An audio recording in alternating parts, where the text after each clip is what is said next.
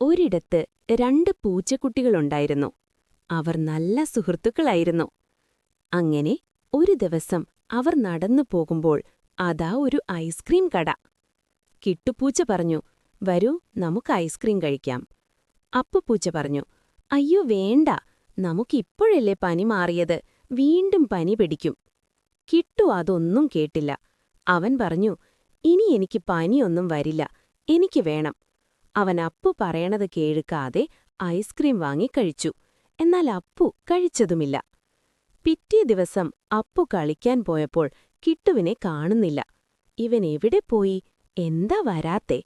അങ്ങനെ അപ്പു കിട്ടുവിനെ നോക്കി അവന്റെ വീട്ടിൽ പോയി. അപ്പോഴതാ കിട്ടു പനി പിടിച്ച് തൊണ്ടവേദനയായി അവിടെ കിടക്കയിൽ കിടക്കുന്നു. എടാ അപ്പു, നീ പറഞ്ഞത് കേട്ടാൽ മതിയായിരുന്നു, എനിക്ക് പനി പിടിക്കില്ലായിരുന്നു, ഇപ്പോൾ നല്ല തൊണ്ടവേദനയുണ്ട്.